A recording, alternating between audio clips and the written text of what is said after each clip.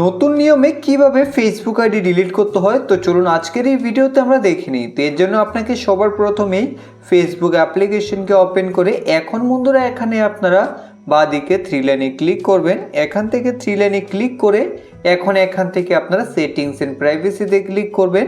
তারপর এখান থেকে আপনারা সেটিংসে ক্লিক করে দেবেন। সেটিংসে ক্লিক করে দেওয়ার পর এখান থেকে আপনারা অ্যাকাউন্ট সেন্টারে ক্লিক করবেন। অ্যাকাউন্ট সেন্টারে ক্লিক করে দেওয়ার পর এখন কিন্তু এখানে আপনাদের যে আপনার ফেসবুক অ্যাকাউন্ট ডিলিট করার আগের প্রসেস ছিল তা কিন্তু চেঞ্জ হয়ে গেছে।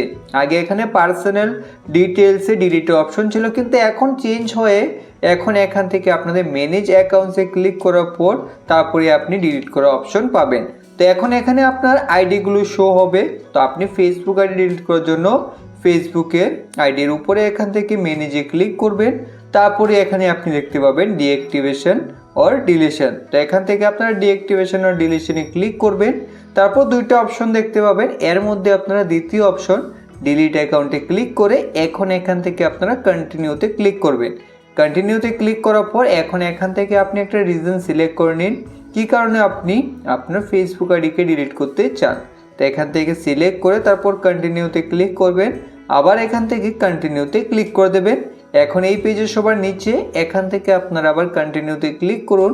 কন্টিনিউতে ক্লিক করার পর এখানে আপনার ফেসবুক আইডির পাসওয়ার্ড দিতে হবে। তো এখানে আপনি পাসওয়ার্ড দিয়ে দেবেন। আর যদি পাসওয়ার্ড ভুলে গিয়ে থাকেন তাহলে সেই পাসওয়ার্ড কীভাবে রিসেট করতে হয় তার লিঙ্ক এখানে দিয়ে রেখেছি।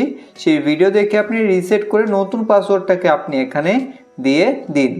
পাসওয়ার্ড দিয়ে দেওয়ার পর এখান থেকে কন্টিনিউতে ক্লিক করুন। কন্টিনিউতে ক্লিক করার পর কিন্তু এখানে আপনি ডিলিট করা অপশন পেয়ে যাবেন। কিন্তু ডিলিট করার আগে এখানে কিছু লেখা রয়েছে, তা পড়ে নিন।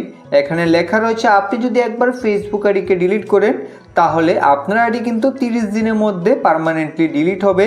তো 30 দিনের মধ্যে আর আপনি সেই আইডিকে লগ ইন করতে পারবেন না। যেদিন আপনি 30 দিনের মধ্যে যে কোনো দিন যদি লগ ইন করে নেন তাহলে আপনার ডিলিটের প্রসেস বন্ধ হয়ে যাবে। তাই যদি আপনি পার্মানেন্টলি ডিলিট করতে চান তাহলে ডিলিট অ্যাকাউন্টে ক্লিক করে আগামী 30 দিন আর সেই আইডিকে আপনি লগ ইন করবেন না। যদি লগ ইন না করেন তাহলে 30 দিন পর নিজে থেকে আপনার ফেসবুক আইডি পার্মানেন্টলি ডিলিট হয়ে যাবে। তো ডিলিট করার জন্য এখান থেকে আপনারা ডিলিট অ্যাকাউন্টে ক্লিক করে দেবেন। আমি আপনাদের প্রসেস দেখিয়ে দিলাম, আমি কিন্তু ডিলিট করতে চাই না।